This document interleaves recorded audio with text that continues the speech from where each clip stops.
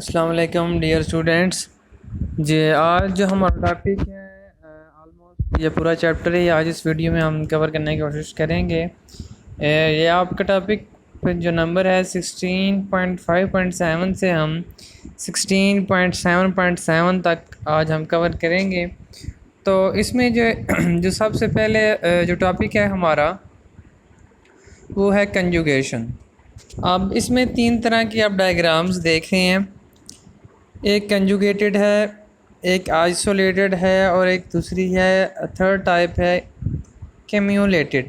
ठीक है, तीन तरह की आप इसमें देख रहे हैं, आइसोलेटेड, कंजुगेटेड एंड कैम्यूलेटेड। ओके जी हम बात कर रहे थे तीन चीज़ों पे। कंजुगेशन में जो है वो तीन चीज़ें बेसिकली आप देख रहे हो, यहाँ पे तीन स्ट्रक्चर देख रहे हो। एक आइसोलेटेड है, ठीक है, और एक कंजुगेटेड है और एक कैम्यूलेटेड है। ठीक है, अब देखिए आइसोलेटेड का मतलब क्या होता है। वैसे आइसोलेट का मतलब क्या होता है, जैसे आप आजकल कोविड-19 है तो कह रहे हैं कि सेल्फ आइसोलेशन कर लें जी, मतलब खुद को अकेला कर लें बाकी लोगों से, तो इस तरह जो है कोरोना वायरस जो है वो कम फैलेगा। ठीक है, तो अगर आप इसी चीज़ को इस पे इम्प्लीमेंट करें तो देखिए आइसोलेट का मतलब होता है अलग। अब यहाँ पे अगर मैं इसकी आपको एग्जांपल देता हूँ, ये प्रोपीन फिलहाल रहने दें फॉर अ टाइम बीइंग। ये यहाँ पे अगर आप आ जाए 1,4-साइक्लोहेक्साडाइईन, इसको अभी आप जेन में रखें, 1,4-साइक्लोहेक्साडाइईन, यानी कि 1 पे डबल बॉन्ड है और 4th कार्बन पे डबल बॉन्ड है। ठीक है, ये बात जेन में रखनी है आपने। अगर आप कंजुगेटेड को देखें, कंजुगेटेड का आप आइडिया कहाँ से लेंगे, बेंजीन वाले से आप आइडिया लेंगे। तो कंजुगेटेड का मतलब ये होता है double then single then double, this is called conjugation. Alternate single double bond is called conjugation, या वो कंजुगेटेड अल्कीन होती है। ठीक है, जैसे ये 1,3-बुटाडाइईन है, 1,3-पेंटाडाइईन है, या 1,4 नहीं, ठीक है, 1,3-साइक्लोपेंटाडाइईन है। ठीक है, ये सारी जो हैं ये क्या हैं, ये कंजुगेटेड है। क्योंकि इनमें अल्टरनेट सिंगल डबल बॉन्ड। अगर आप फोकस करें 1,4-पेंटाडाइईन पे, ठीक है, ये इसको मैं जूम कर रहा हूँ, ये 1,4-पेंटाडाइईन है, तो आप देखेंगे एक ये डबल बॉन्ड है, इसको मैं फर्दर जूम कर रहा हूँ, एक ये डबल बॉन्ड है, ठीक है, फिर एक सिंगल बॉन्ड है, देन फिर सिंगल बॉन्ड है, देन डबल बॉन्ड है। देखिए है डबल बॉन्ड और सिंगल बॉन्ड ही है, लेकिन यहाँ पे क्या हुआ है कि दो जो डबल बॉन्ड है वो दो सिंगल बॉन्ड से सेपरेट हुए हैं, तो इस वजह से ये आइसोलेटेड है। कंजुगेटेड में क्या होता है, अगर यहाँ पे क्या होता 1,3 होता ये, ठीक है, फॉर एग्जाम्पल 1,3-पेंटाडाइईन होता तो हम कहते हैं कि ये कौन सा है जी, ये कंजुगेटेड है। ठीक है, लेकिन यहाँ पे क्या है, डबल बॉन्ड जो है वो दो कंसेक्टिव सिंगल बॉन्ड से जो है वो सेपरेट हो रहे हैं, तो इस वजह से हम कहेंगे ये आइसोलेटेड है। अगर दो डबल बॉन्ड एक सिंगल बॉन्ड से जो है वो सेपरेट हो रहे हों तो हम कहेंगे ये कंजुगेटेड है। ठीक है, अब बात आती है थर्ड पे, कैम्यूलेटेड पे। ठीक है, अच्छा ये ना पहले उस पे जाने से पहले मैं आपको ये बता दूं कि ये आप जो है आपको डायग्राम देख के थोड़ी सी प्रॉब्लम हो रही होगी, तो ये इसमें परेशान नहीं होना। जिस तरह आप अल्कीन बनाते हो, जिस तरह ये सिंपल एग्जांपल है ऊपर इथीन, तो क्या होता है CH2 सिंगल बॉन्ड CH2, और जो डबल बॉन्ड होता है ना, जो दूसरा बॉन्ड, उसके लिए आप 2p जो है वो सिंगल बॉन्ड के परपेंडिकुलर बनाते हो। देन ऊपर भी जिस तरह आपने हाइब्रिडाइजेशन में किया था, ऊपर डार्ट लगा देते हो, दोनों लूप्स को मिला देते हो, नीचे भी। ठीक है, तो इस तरह वहाँ पे आपने मिलाना नहीं, बस जस्ट आपने डबल बॉन्ड को p ऑर्बिटल की हेल्प से शो करना है, just to show the pi bond with the help of p orbital. ठीक है, अच्छा अब कैम्यूलेटेड का क्या मतलब है, कैम्यूलेटेड का मतलब होता है कि डबल बॉन्ड जो है ना वो एक सिंगल एटम के साथ बना हुआ है, यानी कि शेयर्ड है वो। अब देखें 1,2 है ना, प्रोपेनडाइईन। ठीक है, तो इसमें जो सेंटर का कार्बन है और दूसरा कार्बन जो है वो दोनों के साथ शेयर्ड होगा। ठीक है, यानी कि डबल बॉन्ड क्या कर रहा है, कॉमन एटम शेयर कर रहा है। इसमें आपने ये बात ध्यान में रखनी है। बस आपने इन तीनों का इतना ही डिफरेंस याद रखना है कि कंजुगेटेड क्या है, जिस तरह बेंजीन है, alternate single double bond. Isolated क्या है, डबल बॉन्ड भी इसमें होगा, सिंगल भी होगा। लेकिन अगर दो डबल बॉन्ड है, फॉर एग्जांपल डबल है देन सिंगल है देन फिर डबल है, तो ये कंजुगेटेड होगा। अगर डबल है देन सिंगल है again single bond then double bond, तो ये कौन सा, ये आइसोलेटेड होगी। और कम्यूटेड क्या है, जब दोनों डबल बॉन्ड एक कॉमन एटम शेयर करेंगे तो उस वक़्त उसको हम कम्यूलेटेड अल्कीन कहेंगे। तो और सबसे बेहतरीन इसकी एग्जांपल अलीन है। ठीक है, आगे चलें जी हम। ये बेंजीन भी कंजुगेटेड है, लेकिन जिसमें एग्जांपल भी दी हुई है। व्हाट इज कंजुगेशन, ठीक है, ये आपको आइडिया हो गया। What are conjugated alkenes, what is pi bond, S and P orbital, what is dehydration, removal of water, dehydrohalogenation, the removal of halogen plus water, what is hydrogenation, addition of hydrogen, what is ozonolysis. ये आप alkyne में देख चुके हो, ozone की जो है वो ओजोन ब्रेक डाउन होती है। ठीक है, ओजोन के साथ एल्डिहाइड के रिएक्शन है, ये फॉर्मेशन होती है ये। ठीक है, सॉरी, अल्कीन का रिएक्शन है ओजोन के साथ, तो एल्डिहाइड की या फॉर्मल्डिहाइड की फॉर्मेशन होती है। ठीक है, देन अगर हम आगे देखें तो व्हाट इज़ इलेक्ट्रोफिलिक। देखें, फिलिक का मतलब होता है लविंग, इलेक्ट्रोफिलिंग मीन इलेक्ट्रॉन लविंग, यानी कि ये इलेक्ट्रॉन लविंग है। तो जो जिसके पास कमी होती है जिस चीज़ की, वो इसके लिए लविंग होता है। फॉर एग्जाम्पल, अगर हमारे पास पैसे नहीं है तो हमारी विश होगी कि हमारे पास मनी आए, पैसा ज़्यादा हो हमारे पास। ठीक है, तो इसी तरह ये ऐसी स्पीशीज़ जो जिनके पास इलेक्ट्रॉन की जो है वो लेस नंबर्स होते हैं, उनको क्या कहते हैं, इलेक्ट्रोफिलिक कहते हैं। और इनके पास क्या होगा, इनके पास न्यूक्लियस तो होगा, न्यूक्लियस होगा लेकिन इलेक्ट्रॉन नहीं होगा। इस तरह न्यूक्लियोफिलिक क्या होगा, they are electron rich species पर दे लैक न्यूक्लियस। ठीक है, तो क्योंकि न्यूक्लियस लैक कर रही हैं तो ये इसी के लिए विलिंग होगी, तो इस वजह से इनको न्यूक्लियोफिलिक कह देते हैं। ठीक है, ये आप बेंजीन के रिएक्शन में इनकी डिटेल देखोगे कि इन पे जो है वो ये न्यूट्रल भी होते हैं, पॉजिटिव भी होते हैं और नेगेटिव भी होते हैं। ठीक है, ये मैंने दोनों का कंबाइन बताया, बट वहाँ पे हम सेपरेट देखेंगे। फॉर अ टाइम बिंग आप इसे इतना ही करें। ठीक है, व्हाट इज़ हाइड्रेशन, ये आप ऊपर कर चुके हैं, पॉलीमराइजेशन भी कर चुके हैं। आइसोमरिज्म, जी आइसोमर्स क्या होते हैं, same molecular formula but different structural formula. देखिए यहाँ पे आपको दो टाइप्स गिवन है, एक स्ट्रक्चरल आइसोमरिज्म, दूसरी है stereo isomerism.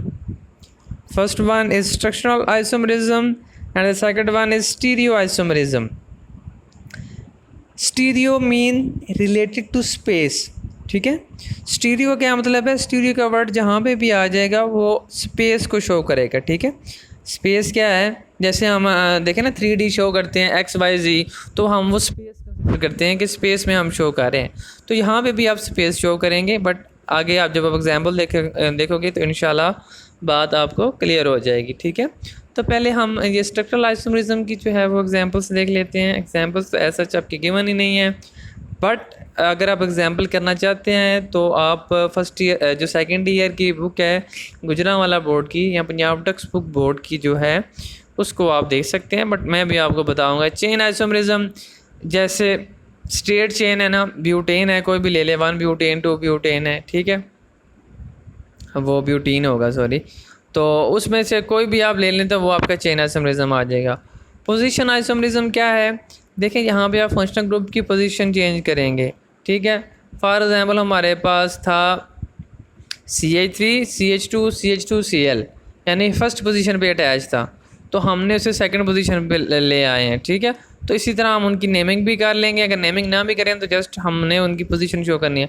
Functional group isomerism, जैसे ये देखें C2H5OH, ये अल्कोहल है। ठीक है, तो अगर मैं इसी को CH3OCH3 लिखूँ तो ये क्या बन जाएगा, ये ईथर बन जाएगा। देखें कार्बन के भी एटम उतने रहे हैं, हाइड्रोजन भी उतने रहे हैं, ऑक्सीजन भी उतने रहे हैं, लेकिन दोनों क्या हो गए हैं, चेंज हो गए हैं।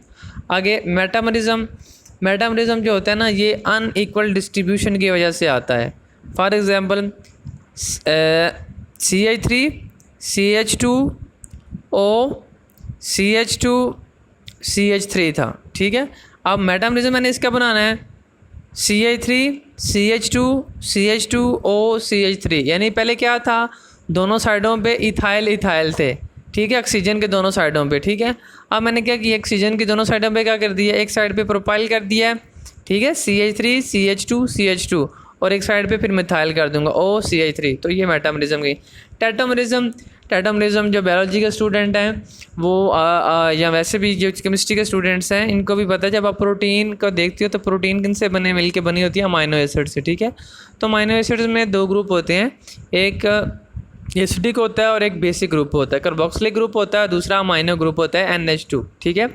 तो क्योंकि एसिड की ये प्रॉपर्टी होती है कि एसिड सोल्यूशन में प्रोटॉन जो है वो लूज़ कर देते हैं, ठीक है।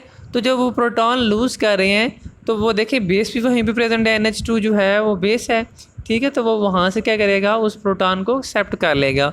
तो ये इनमें एक इक्विलिब्रियम मेंटेन हो जाएगी, जिस तरह इक्विलिब्रियम का साइन होता है ना, इस तरह कि वो डोनेट करेगा और वो जो NH2 वाला पोर्शन है वो एक्सेप्ट कर लेगा। तो प्रोटॉन की एक्सेप्टेंस और डोनेशन जो है ये टेट्रामरिज्म है, ठीक है। बट प्रॉपर एग्जांपल जो है वो आपने लिखनी है और वो आप कंसर्न करके किसी भी बुक से या इंटरनेट से वो देख के लिखोगे, ठीक है। अच्छा, स्टीरियो आइसोमरिज्म में देखें, इसमें लिखा हुआ the term configuration refers to 3-dimensional arrangement of the atoms that characterise a particular compound. अब कह रहे हैं स्टीरियो आइसोमरिज्म दो तरह के हैं। जैसे देखिए, एक आप पढ़ चुके हैं, इससे आपको आइडिया क्लियर हो जाएगा, ज्योमेट्रिक और सिस ट्रांस आइसोमरिज्म, ठीक है। ज्योमेट्रिक और सिस ट्रांस में क्या था कि सिस कब होते हैं, जब सेम ग्रुप सेम साइड पे होंगे, ठीक है, और जब सेम ग्रुप ऑपोजिट साइड पे होंगे तो वो क्या होगा, ट्रांस होगा। जब सेम ग्रुप सेम साइड पे होंगे तो वो सिस होगा, ठीक है। ट्रांस का मतलब भी क्या होता है, ऑपोजिट, जैसे ट्रांसजेंडर होता है, ठीक है, opposite. For the sake of information या for the sake of in understanding मैं आपको बता रहा हूँ, ट्रांस का मतलब क्या होता है, ऑपोजिट। जब सेम ग्रुप जो है वो ऑपोजिट साइड पे होंगे उसको हम ट्रांस कह लेंगे, जब सेम साइड पे होंगे तो सिस कह लेंगे। पहले इसको देख लेते हैं, ऑप्टिकल को बाद में देख, आई थिंक सो इसको डिस्कस ही नहीं किया उसने, चलें खैर है। बट आप इसमें आप अल्कीन की एग्जांपल दे सकते हैं, चलें। आपकी बुक में अगर एग्जांपल नहीं है तो आप इसे इग्नोर भी कर सकते हैं, लेकिन देखें इग्नोर करने की क्या बात है, छोटी सी तो एग्जांपल है, वो आप याद कर लें, कोई इतना बड़ा मसला नहीं है इसमें, ठीक है। कोई भी आप ब्यूटीन की एग्जांपल दे दें,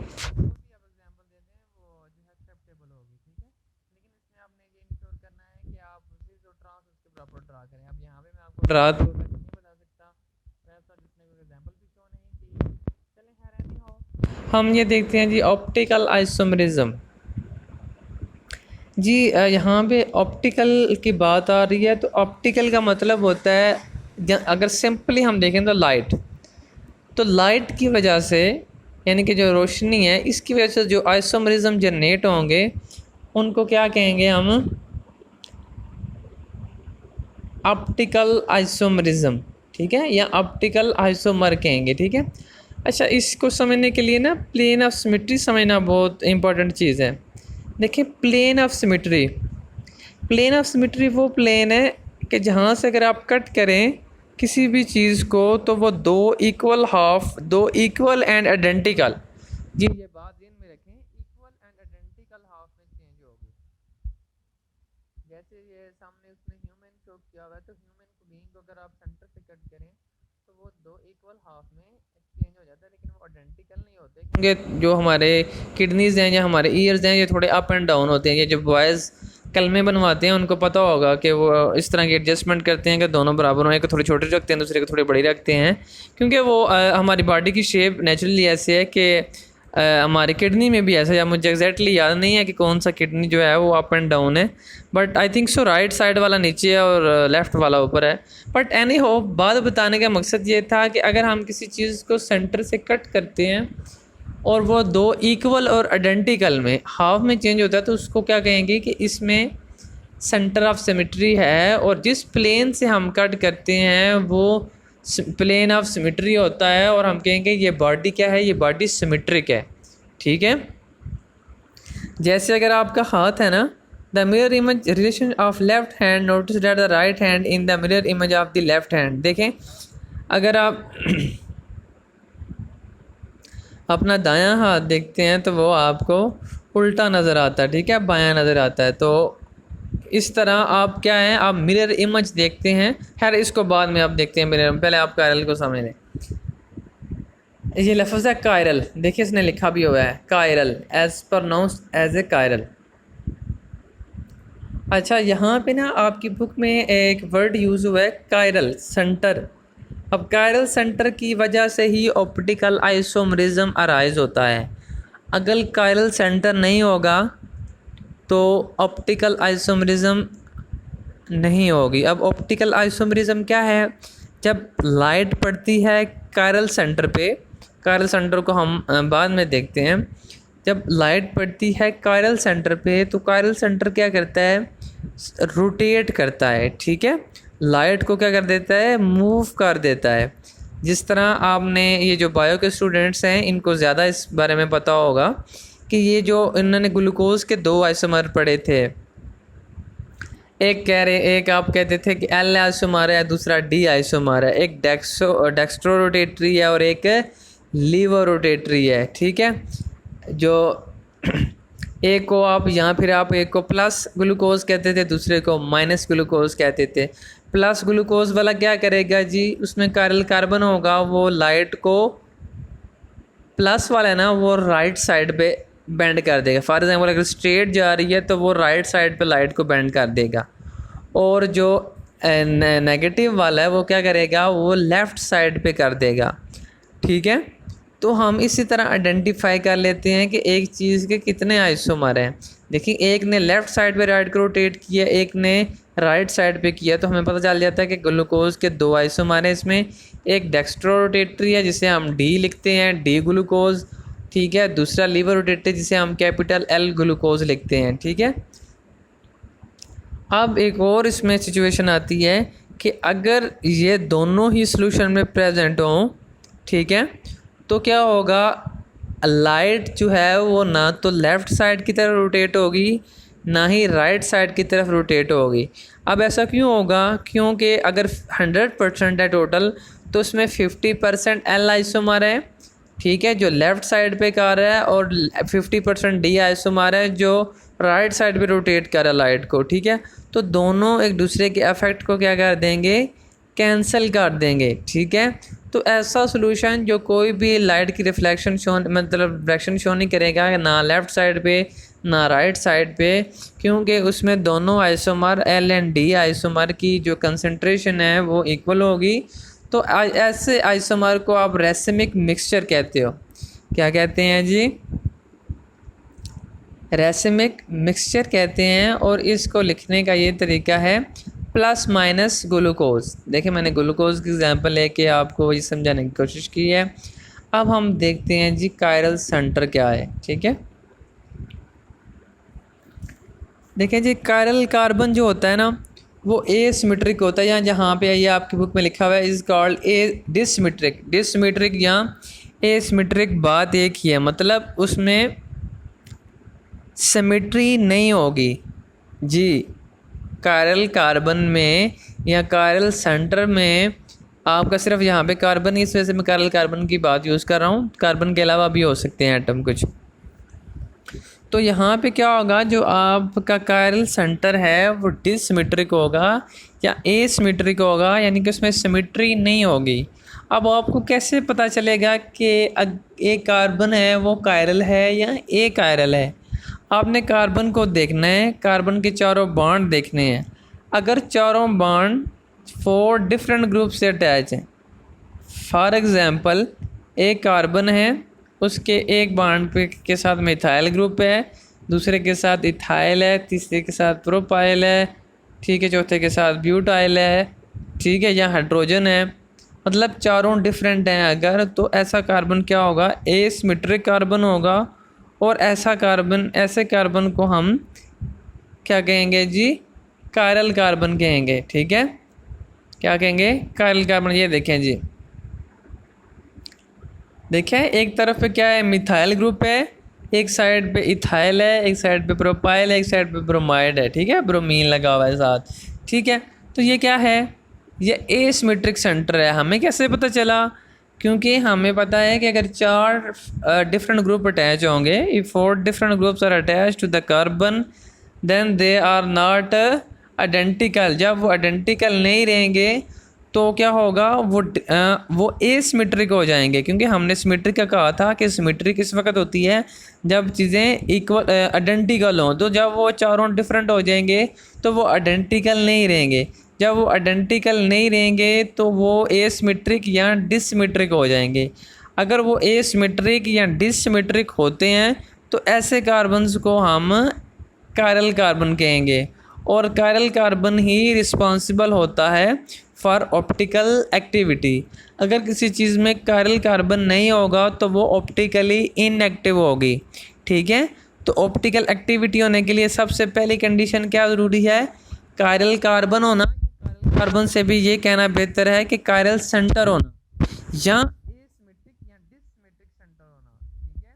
तो ये इस बात को आप ध्यान में रखें कि optical activity is only possible when the considered molecules are considered structure has a chiral center। जब उसमें chiral center होगा तब ही उसमें क्या होगी, आपकी सिमेट्री जो है, सॉरी आपकी ऑप्टिकल एक्टिविटी पॉसिबल है। देखें जी, ये मैंने फिल्म आपको सारा पहले एक्सप्लेन कर दिया, बट इसे देख लेते हैं।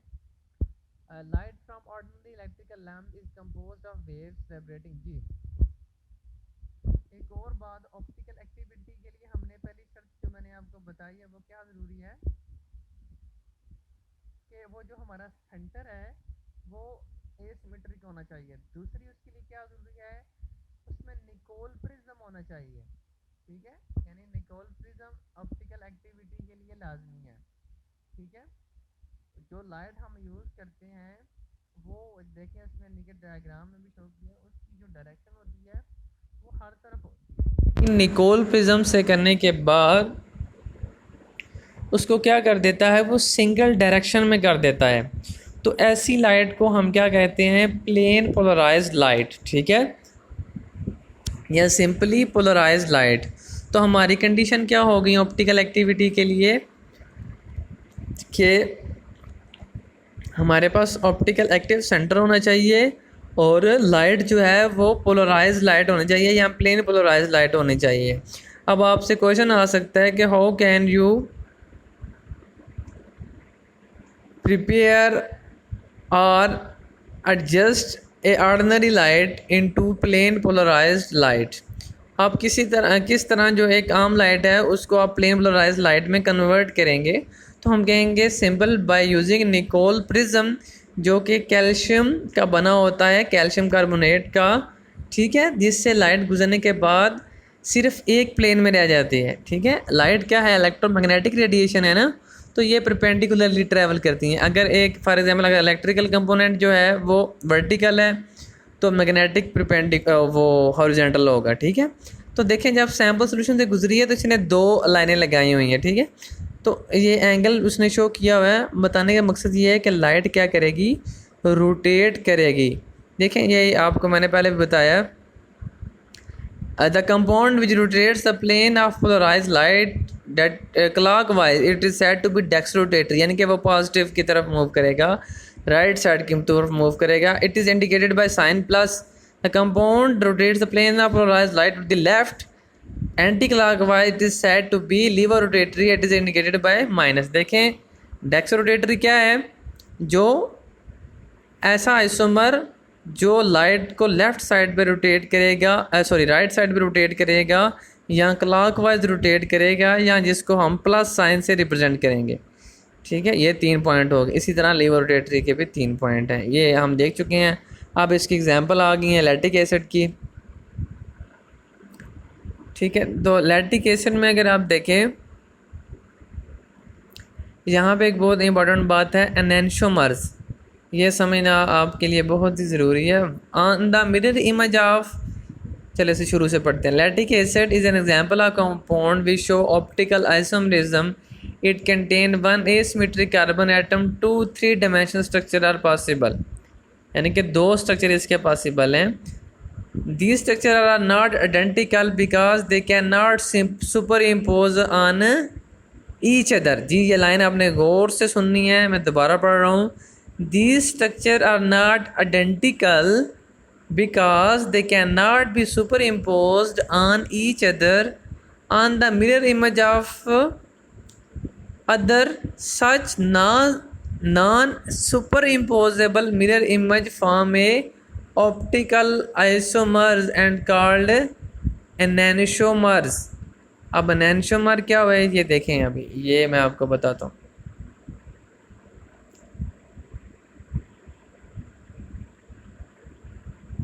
अगर आपने ऊपर वाले को देखना है तो बेशक ऊपर वाले को देख लें, या अगर नीचे वाले को देखना है तो ज़्यादा समझ आएगी आपको। देखें CH3 नीचे है, COOH ऊपर है, ठीक है, लेकिन OH किस साइड पे है जी, राइट साइड पे है, और H लेफ़्ट साइड पे है। लेकिन अगर आप दूसरा देखें तो उसमें OH क्या हो गया है, वो लेफ़्ट साइड पे चला गया और H राइट साइड पे आ गया। तो जब हम मिरर इमेज का मतलब होता है कि एक चीज़ को दूसरे के ऊपर रख देना, जिस तरह आप अपने दोनों हाथ, एक हाथ को दूसरे हाथ के ऊपर रख देते हो, ठीक है, इस तरह। और वो क्या होंगे, ये जब आप रखोगे तो ये दोनों एक जैसे नहीं होंगे। क्यों? देखिए ऊपर और नीचे तो बिल्कुल एक जैसे आइडेंटिकल आ जाएंगे। अगर प्लस वाले का OH आएगा और माइनस वाले का H आएगा, वो आइडेंटिकल नहीं होंगे। और इसमें प्लस वाले का H आएगा और इसका OH आएगा तो वो भी आइडेंटिकल नहीं होंगे। तो ये क्या होंगे, ये नॉन सुपर इम्पोज होंगे, यानी एक दूसरे पे इम्पोज नहीं होंगे। तो ऐसे आइसोमर जो एक दूसरे पे सुपर इम्पोज नहीं होंगे उनको हम एनेंटियोमर कहेंगे, ठीक है जी। देखें वो कह रहा है मिरर इमेज हमने बनाया है, तो ये मिरर इमेज की जो है इसमें देखें अब एक चीज़ बहुत समझाने वाली है, या बहुत इंपॉर्टेंट है। देखिए एक लाइन जो है वो स्ट्रेट है OH वाली या H वाली, एक लाइन डॉटेड है COOH वाली, ठीक है, और एक लाइन जो है ना CH3 वाली जो बॉन्ड है, मैं लाइन कह रहा हूँ उसे, जो वो बॉन्ड है वो हाईलाइट किया हुआ है। अब इसका मतलब क्या है, देखिए ये जो स्ट्रेट है ना OH और H वाली, इसका मतलब है ऑन द प्लेन, यानी कि प्लेन पे बॉन्ड बना हुआ है, ठीक है। और COOH वाली ये क्या है, डॉटेड है, इसका मतलब है ये पीछे है, कार्बन की पिछली साइड पे बॉन्ड बना हुआ है। यानी कि अगर आप इस फॉर एग्जांपल अगर ये बुक है ना तो इसके जो है ना बैक साइड पे ये बॉन्ड बना हुआ है, ठीक है। और ये जो हाईलाइट की इसका मतलब है ये बॉन्ड कार्बन से बाहर निकला हुआ है, यानी कि ये इधर से निकल के आपकी तरफ आ रहा है। और जो दूसरा COOH वाला, ये समझिए अगर मैंने अभी मोबाइल पकड़ा हुआ है तो ये मोबाइल की बैक साइड पे है, और OH जो है ये ऊपर है, ठीक है, जहाँ पे समझे लैक्टिक एसिड लिखा हुआ है ऊपर की तरफ, और ये जो H है ये इस तरफ है जहाँ पे ये मिरर लिखा हुआ है।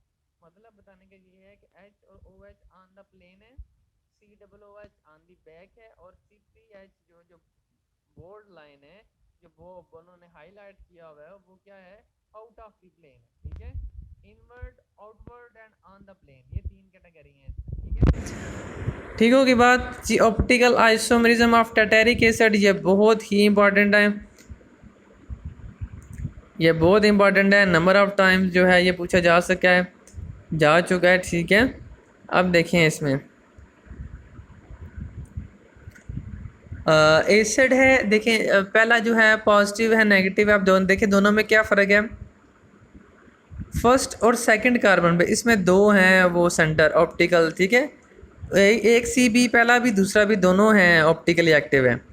देखें एक जगह अब हम प्लस वाला देखते हैं तो फर्स्ट कार्बन पे OH जो है वो राइट साइड पे है, ठीक है, और दूसरे में लेफ़्ट साइड पे है। लेकिन दूसरे में अगर आप देखें नेगेटिव वाले में तो वो पहले में अगर राइट पे था अब वो लेफ़्ट पे हो गया, अगर पहले दूसरे पे लेफ़्ट पे था अब राइट पे हो गया, ठीक है।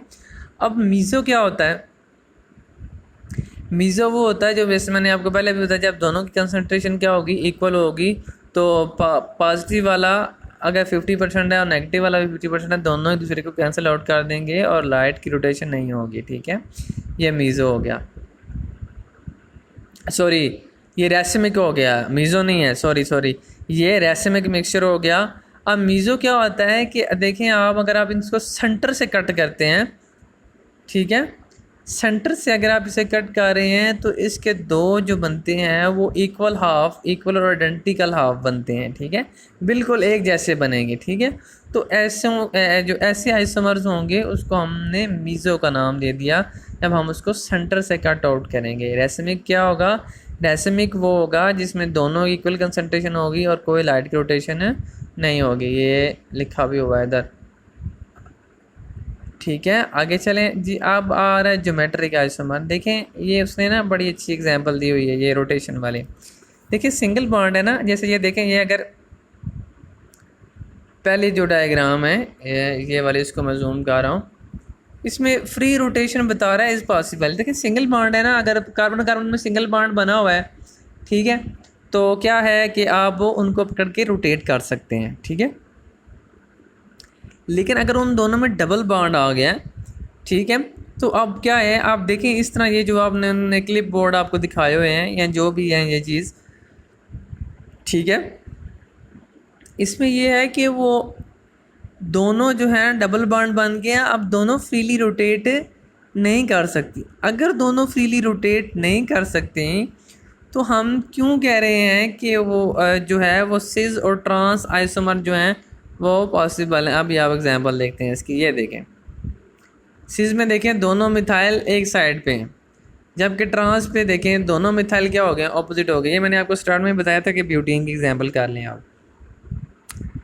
अब ये हमने बताना है कि ऐसा किस तरह हुआ है। ऊपर जो हमने डायग्राम देखी है, यहाँ ये जो हाईलाइट किया उन्होंने लिखा हुआ है, rotation about pi bond is not possible, it would break the pi bonds. कहते हैं पाई बॉन्ड के की होने की वजह से रोटेशन पॉसिबल ही नहीं है। तो अगर रोटेशन पॉसिबल नहीं है तो वन ब्यूटीन और टू ब्यूटीन में फिर सिस और ट्रांस कैसे बन गए? क्योंकि इनमें जो डबल बॉन्ड है, पाई बॉन्ड मौजूद है, तो वो कैसे बने हैं वो ये लिखा हुआ है इसमें। ये बहुत इंपॉर्टेंट है, ये आपसे नंबर ऑफ़ टाइम जो है ये पूछा जा चुका है। द कन्वर्जन ऑफ, ये क्वेश्चन आता है कि how you can change cis isomer into trans and vice versa, ठीक है।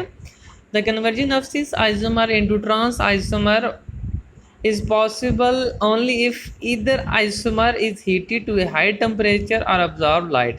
अब हीट की क्वांटिटी कितनी चाहिए? The heat supplies the energy about 62 kilocalories per mole चाहिए to break the pi bond so that rotation about sigma bond becomes possible।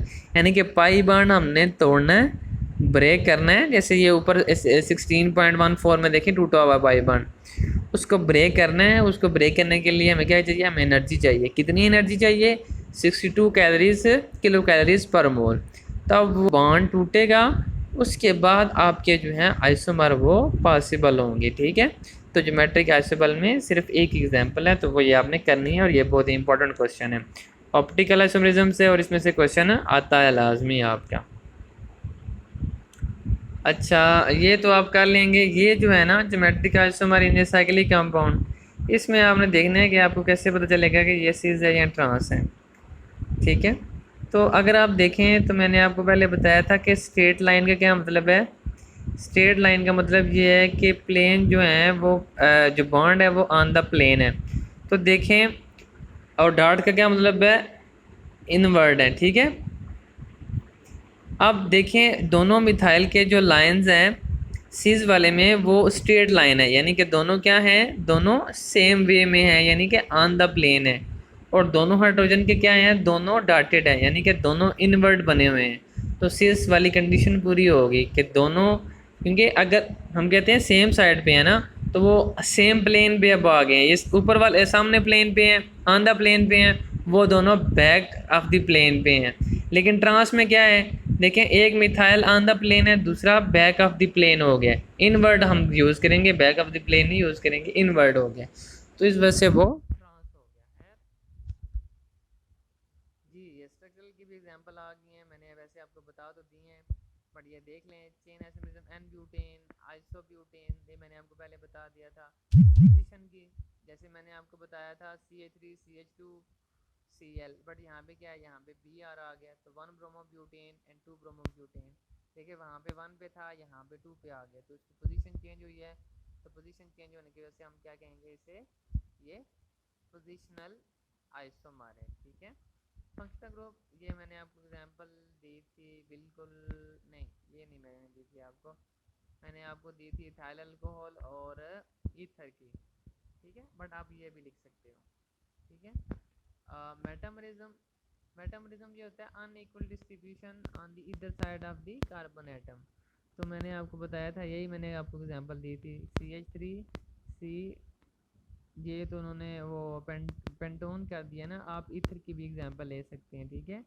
CH3O CH2 CH2 CH3 या फिर CH3 CH2O CH2 CH3, ठीक है। तो ये देखें नीचे लिखा भी हुआ है, बल्कि वो एग्जांपल लिखी हुई है, ठीक है। तो टेट्रामेरिज्म देखें जी आप जी, ये समझने वाला है। तो अगर आप देखें तो C डबल बॉन्ड O जो है, इसमें क्या हुआ है, ये ब्रेक हो गया, इनके ये ख़त्म हो गया और इसकी जगह पे H आ गया। अब H ये कहाँ से आया है? The type of isomerism in which compound exists simultaneously in the form in equilibrium with another, this involves shifting of position of proton.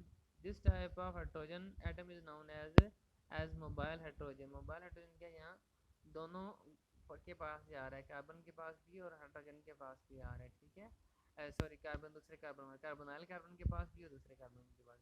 अच्छा, इसे कीटो इनोल जो है वो आइसोमर भी कहते हैं, ये आपके आगे आएंगे भी, कीटो इनोल आइसोमर, ठीक है।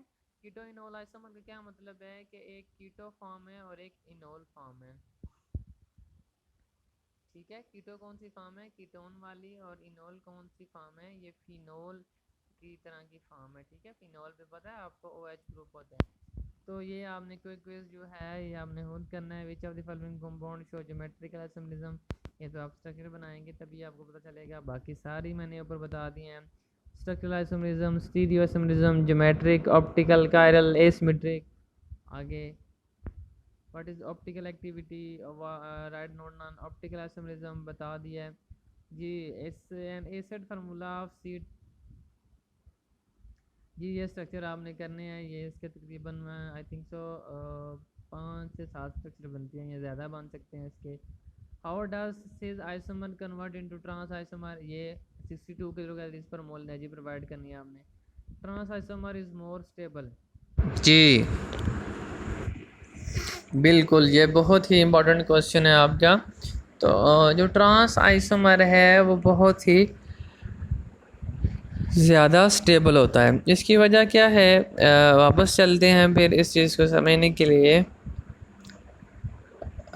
देखें आप इस एग्ज़ाम्पल को अगर आप देखें तो ये देखें, इसमें ये जो सेम ग्रुप है सिस में दोनों मिथाइल एक साइड पे है। जब दोनों एक साइड पे होते हैं, दोनों का इलेक्ट्रॉनिक अलाउड है, तो दोनों क्या करते हैं, एक दूसरे को रिपेल करते हैं। जब इनमें रिपल्जन आ जाती है, तो अट्रैक्शन तो होती है, लेकिन अगर रिपल्जन भी आ जाती है तो रिपल्जन के आने की वजह से इनकी अट्रैक्शन कम हो जाती है, जिसकी वजह से ये बॉन्ड वीक हो जाता है।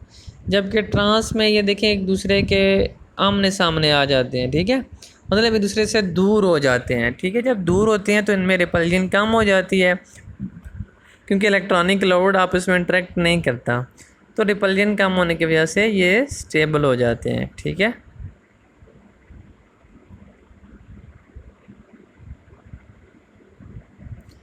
अगर नोमेनक्लेचर की बात करते हैं तो ये हम पहले कर चुके हैं, बट इसको देख लेते हैं। अब इसमें क्या करना है, आपने जो ट्रिपल बॉन्ड वाली चेन है, ठीक है, उसको आपने मेन चेन लेना है, ठीक है। देखिए हम अब इसको देखते हैं जी। ये कंपाउंड लिखा हुआ है अब 1 पेंटीन 4 आयन। अब इसमें क्या है, देखिए आप अगर डबल और ट्रिपल बॉन्ड आ जाते हैं, ठीक है, तो आपने डबल बॉन्ड को प्रेफरेंस देनी है, यानी कि नंबरिंग आपने वहाँ से स्टार्ट करनी है। अगर दोनों एक साथ आते हैं तो बस इसमें यही बात है, और कोई इंपॉर्टेंट बात नहीं है। अगर ये मैं बी को नंबरिंग करूँ ना, तो ये 1 2 3 4, ठीक है, 1 2 3 4, तो 1 3 कितने कार्बन है जी, 4 कार्बन है। 1 3 buta di 1 3 buta die ion, ठीक है। कैसे मैं नाम करूँगा इसे, 1 3 ब्यूटा डाई आयन YNE, ठीक है, डाई का मतलब दो, ये नीचे वाले में दो डबल भी आ रहा है और ट्रिपल भी आ रहा है, तो हम नंबरिंग इस तरफ से शुरू करेंगे, ये CH3 वाली साइड से जो D है। अगर रिलेटिव स्टेबिलिटी की बात करें तो हम ये पहले देख तो चुके हैं, बट फिर अगेन देख लेते हैं। 1 हेक्साइन इज़ 290, उसकी जो एनर्जी है 290 किलो जूल पर मोल है, वाइल हेक्सीन 126 किलो जूल पर मोल। अब इसकी वजह क्या है? अब इसकी वजह ये है कि सिंपल सा रीज़न है कि उसमें जो अल्कीन है उसमें एक सिग्मा है और एक पाई है, तो इसमें एक सिग्मा है 2 पाई है, तो अंडरस्टूड है कि एक बॉन्ड और हो गया है तो उसकी स्ट्रेंथ क्या होगी है, इंक्रीज़ होगी है। स्ट्रक्चर की अगर हम बात करते हैं तो इसमें sp हाइब्रिडाइजेशन होती है, ठीक है। तो इसमें क्या होता है, 2 पाई बॉन्ड जो हैं वो साइड वे ओवरलैप से मिलते हैं, जिसकी वजह से p ऑर्बिटल मिलते हैं, जिसकी वजह से पाई बॉन्ड बनता है, ठीक है। बाकी इसमें कुछ भी नहीं है। The melting and boiling point and density increase casually with increase in, मतलब जैसे अल्कीन और अल्कीन की जनरल प्रॉपर्टीज़ हैं बिल्कुल वैसा ही है इसमें, ठीक है। Preparation of alkyne by elimination reaction, देखिए एलिमिनेशन का मतलब क्या होता है, एलिमिनेट करना, या आप यहाँ ई से एग्जिट याद रख लेने, यानी कि निकालना किसी चीज़ को, ठीक है। Elimination reaction, alkylation of sodium acetylide, but we discuss here is only elimination. कहते हैं 2 वे हैं, बट एलिमिनेशन यहाँ पे हम करेंगे। देखें यहाँ पे क्या एलिमिनेट हो रहा है, एक HBr मालिक्यूल जो है वो एलिमिनेट हो रहा है। यहाँ पे जो आपने एक बात ज़हन में रखनी है, इनफैक्ट 2 बातें ज़हन में रखनी है, वो है एक आपने अल्कोहलिक की वजह यूज़ करना है, एलिमिनेशन रिएक्शन जहाँ भी आप करें, आप अल्कीन के में भी देखेंगे, एलिमिनेशन रिएक्शन में हमेशा आप अल्कोहलिक KOH यूज़ करेंगे।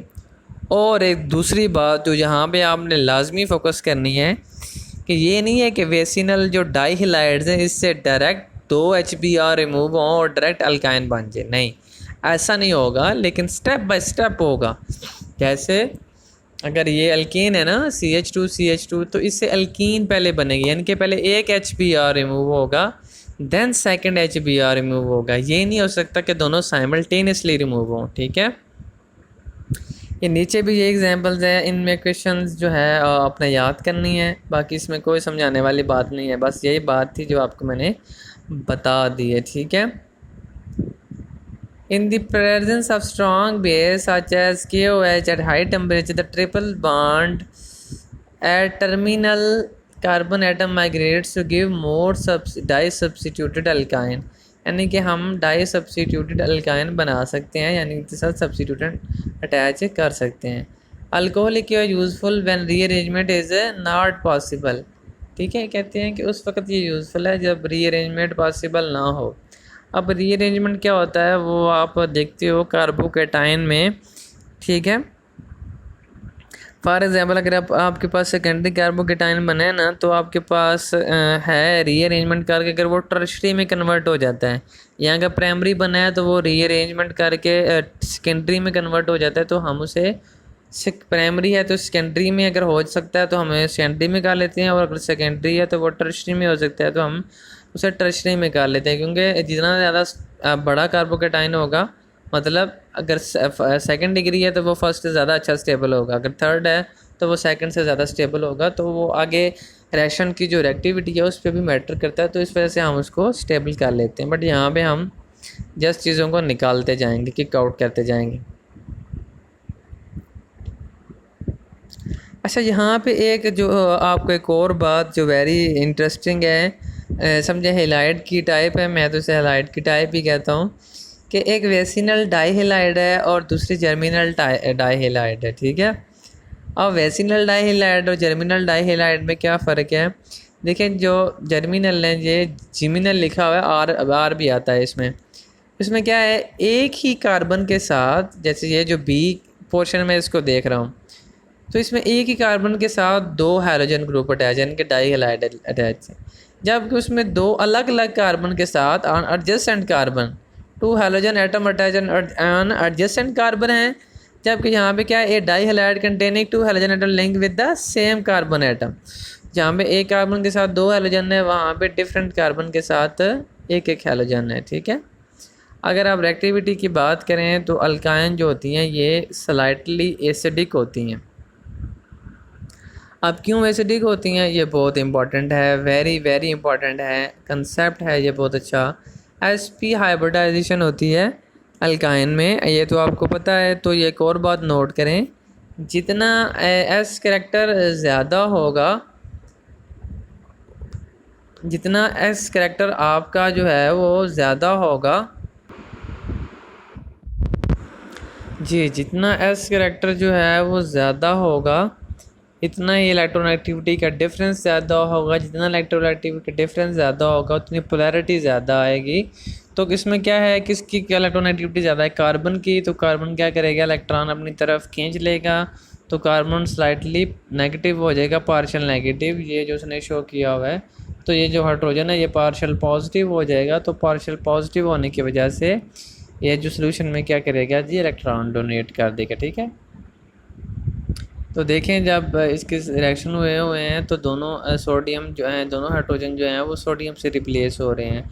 अब इनको दोबारा भी बना सकते हैं, जैसे अगर आप सिल्वर की एग्जांपल देखें तो इसमें जो है अगर फर्स्ट में देखें तो सिल्वर AgNO3 के साथ जब इथाइन ने एसिटाइलिन ने रिएक्ट किया है तो वो दोनों हाइड्रोजन रिप्लेस हो गए। लेकिन अगर हमने इसको दोबारा रिकवर करना हो तो हम इसमें डाइल्यूट सल्फ्यूरिक एसिड या नाइट्रिक एसिड ऐड करके दोबारा रिकवर भी कर सकते हैं। खैर ये सिंपल से रिएक्शन है, ये आपने देख लेने हैं।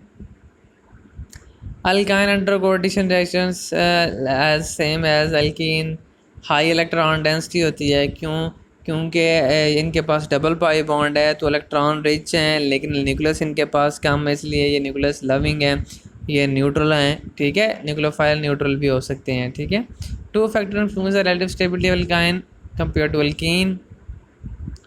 फैक्टर नहीं लिखे हुए इन्होंने, लिखे हैं जी, increased nucleophilicity of starting pi bond and the stability of any intermediate, for example carbocation.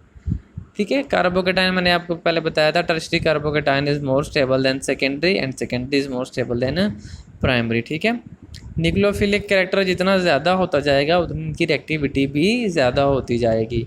और अगर कार्बोकेटाइन जो है वो अच्छा बन जाएगा, स्टेबल बन जाएगा, तो वो फिर क्या होगा, स्टेबिलिटी ज़्यादा हो जाएगी, रिएक्टिविटी कम हो जाएगी। ठीक है, हाइड्रोजनेशन जिस तरह आपने एल्कीन की थी। अच्छा जी, यहाँ पे जो है ना मेटल रिडक्शन रिएक्शन जो है इसमें बस थोड़ा सा आपने ध्यान करना है कि ये स्टीरियो स्पेसिफिक है। स्टीरियो स्पेसिफिक, स्टीरियो मतलब स्पेस, यानी इसके स्पेसिफिक ओरिएंटेशन होगी इन स्पेस में। अगर हम एडिशन करते हैं, alkyne can be reduce to trans alkene using sodium in a liquid NH3। जब सोडियम लिक्विड NH3 में हम करेंगे तो हमारे पास ट्रांस अल्कीन आएगी, सिज नहीं आएगी, क्योंकि ये एंटी एडिशन होगा बच्चों, ये एंटी एडिशन है, एंटी एडिशन नहीं है। ठीक है, तो ये ज़हन में रखना है आपने। एंटी मीन ऑपोजिट साइड से हाइड्रोजन ऐड होगा, जबकि ऊपर में क्या होता है, जो ऊपर वाले हैं हाइड्रोजनेशन, उसमें सिमिलर यहाँ सेम साइड से एडिशन होता है। ठीक है, मार्कोनी का रूल वैसे ही है जैसा हमने पहले किया था, ये भी हम पहले कर चुके हैं, कीटो इनोल फॉर्म। ठीक है, देखिए हाइड्रोजन यहाँ से उतर है ना, कार्बन का बॉन्ड जो है वो बन रहा है C डबल बॉन्ड ऑक्सीजन के साथ। ठीक है, तो अगर जब कार्बन का बॉन्ड बन रहा है तो कार्बन जो है वो अपना एक बॉन्ड तोड़ेगा प्रीवियस कार्बन के साथ, CH2 वाला जो कार्बन है, तो उस कार्बन पे क्या आ जाएगा, CH2 नेगेटिव आ जाएगा। अब जो हाइड्रोजन यहाँ से रिमूव हुआ है वो H पॉजिटिव की फॉर्म में है और CH2 पे नेगेटिव है, वो नेगेटिव क्या करेगा, इस पॉजिटिव को कैप्चर कर लेगा और CH3 C double bond OH बन जाएगा। ठीक है, ब्रोमिनेशन जैसे आपने एल्कीन में की थी, लेकिन इसमें एल्कीन में क्या था, डायरेक्ट आपने कर दिया था, लेकिन इसमें स्टेप बाय स्टेप होगा। ओजोनोलाइसिस दोनों की प्रोडक्ट याद रखनी है, बेंजीन की भी आगे होगी, तो वो भी आपकी बहुत ज़्यादा इम्पोर्टेंट है, उसको हम बाद में देखेंगे। आज के लिए आपके लिए इतना ही था। तो ये क्या बने हैं, ये कार्बोक्सिलिक एसिड बने हुए हैं। ठीक है, यानी कि अल्काइन से आप डायरेक्ट कार्बोक्सिलिक एसिड बना सकते हो। ठीक है, आज के लिए इतना ही था। ओके जी, अल्लाह हाफिज़।